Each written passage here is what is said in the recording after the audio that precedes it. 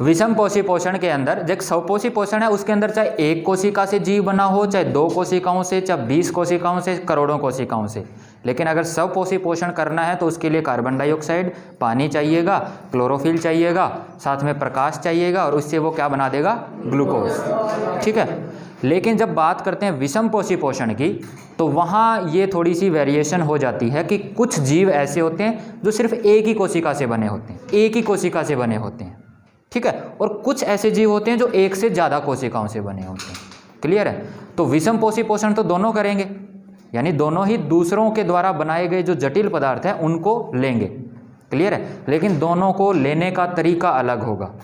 जो स्वपोषी पोषण है, जो एक कोशिक जीव है ना, वो जब विषम पोषी पोषण करेंगे यानी कि बाहर से बना हुआ खाना लेंगे तो उनका तरीका थोड़ा अलग होता है, और जो बहुकोशिकीय जीव हैं उनका अलग होता है। अब ये एक कोशिक बहुकोशिक क्या होता है?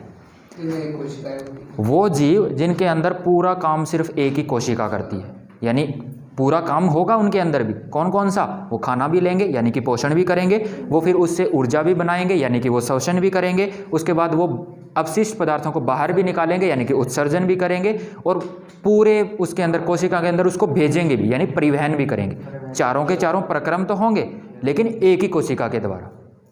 ठीक है। अब बहुकोशिकीय जीव कौन कौन से होते हैं? तो बहुकोशिकीय जीव जिनके पास हर काम करने के लिए अलग से एक कोशिकाओं का समूह होता है। ठीक है। जैसे कि हमारे अंदर जो सांस लेने का काम है ना, वो अलग से एक कोशिकाओं का समूह बना हुआ है जो ये काम कर रहा है। ठीक है। फिर परिवहन का काम है, वो एक अलग समूह बना हुआ है, वो कर रहा है। ठीक है। ऐसे ही खाना पचाने का काम या खाना खाने का काम है, वो एक कोशिकाओं का अलग समूह बना हुआ है, यानी कि अलग अलग डिपार्टमेंट बने हुए हैं। ठीक है ना।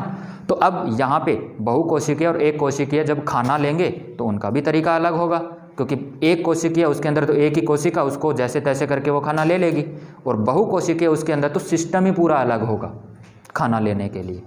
क्लियर है ना। तो पहले हम पढ़ते हैं कि एक कोशिकीय जीव के अंदर विषम पोषी पोषण कैसे होता है। अब एक कोशिकीय के अंदर की भी हम 2 ऐसे जीव है जिनका हम विषम पोषी पोषण पढ़ेंगे, एक तो है अमीबा और एक है पैरामीशियम। इन दोनों के हमें विषम पोषी पोषण पढ़ने हैं। ठीक है। तो एक कोशिकीय जीव है ना, उसका दोनों के अंदर, इन दोनों के अंदर ही हम देखेंगे कि विषम पोषी पोषण है वो सीधा कोशिका के द्वारा ही होता है। उनके अंदर कोई भी मुंह नहीं होता, अलग से कुछ नहीं होता, बस ऐसे कोशिका होती हैं। ठीक है। ये कोशिका का आकार भी इनका निश्चित नहीं होता, ये आकार भी अपना बदलते रहते हैं, कभी कैसे हो जाते हैं कभी कैसे हो जाते हैं अपनी ज़रूरत के अनुसार। लेकिन ये जो बाहर ऐसी जो ये संरचना, इसे हम बोलते हैं कोशिका झिल्ली। ठीक है। या प्लाज्मा झिल्ली, ये आपने 9th क्लास में पढ़ा होगा।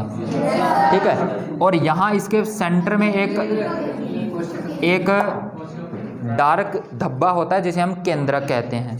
क्लियर है। इसे हम कहते हैं केंद्र। ये एक कोशिकीय जीव के अंदर ये संरचना होती है। ठीक है। अब इसे पोषण करना है। पोषण करना है मतलब अपना खाना लेना है। कैसे लेगा? तो ये खाना जब भी इसके पास कहीं पे इसको खाना दिखा, मान लो इसको यहाँ पे अपना खाना दिख गया, ठीक है, तो ये क्या करेगा, धीरे से इसके पास आएगा और इसको चारों तरफ से घेर लेगा। जब ये चारों तरफ से घेरेगा तो कैसे घेरेगा? ऐसे घेरेगा। ठीक है। और यहाँ इसका केंद्रक है। ठीक है। ये जो इसने चारों तरफ से घेर के यहाँ पे जो ये ऐसे नुक्स से बनाई है ना, इनको हम बोलते हैं इसने पादाब बनाए हैं। क्या बनाए हैं? पादाब। ठीक है। तो और पादाब बना के उसके बाद में क्या होगा कि ये दोनों आपस में ऐसे मिल जाएंगे। कैसे मिल जाएंगे? ऐसे ऐसे मिल जाएंगे। ठीक है। और ये ऐसे मिल जाएंगे और ये एक देखो थैली सी बन गई। ठीक है। ऐसे ये इस तरफ से तो मिल गए और इस तरफ से ये खाना इसके अंदर आ गया। इस अंदर आने को इसको हम कहते हैं कि ये बन गई इसकी खाद्य धानी। क्या बन गई? खाद्य धानी। धानी का मतलब ये थैली। ठीक है। इसका एक नाम पर्टिकुलर रख दिया है। क्लियर है ना। जो एक कोशिक जीव है वो ऐसे खाना लेते हैं, ऐसे अपना पोषण। अब इसका देखिए ये एक पैकेट में बंद हो गया। अब यहाँ पे इसके अंदर वो पाचक एंजाइम मैंने बताया था, जटिल पदार्थों को तोड़ने के लिए, जटिल पदार्थों को तोड़ के क्या बनाएंगे? सरल पदार्थ बनाएंगे। और सरल पदार्थ में तोड़ने के लिए हमें किन की ज़रूरत होती है? एंजाइम। तो यहाँ इनके अंदर एंजाइम मिलेंगे और इस जटिल पदार्थ को सरल पदार्थों में तोड़ देंगे। क्लियर है इतना? और तोड़ के और ये इसके रस बन जाएगा इसका, और इसका पोषण हो गया। क्लियर है? तो एक कोशिकीय जीव के अंदर ऐसे पोषण होता है। क्लियर है सबको? तो अब हम लिख लेते हैं। और ये मैंने जो स्ट्रक्चर बनाया ये था अमीबा का। ठीक है, अब पैरामीशियम में क्या फ़र्क होता है?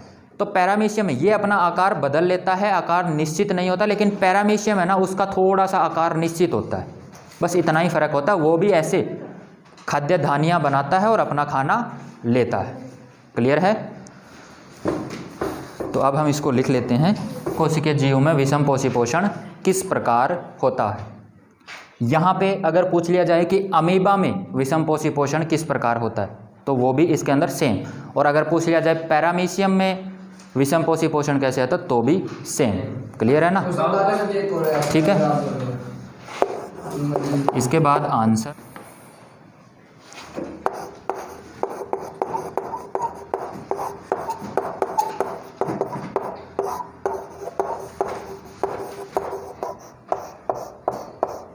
ये एरो लगा लेना ऐसे।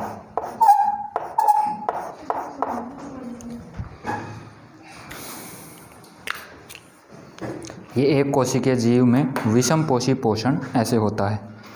कल हम करेंगे मनुष्य में पोषण।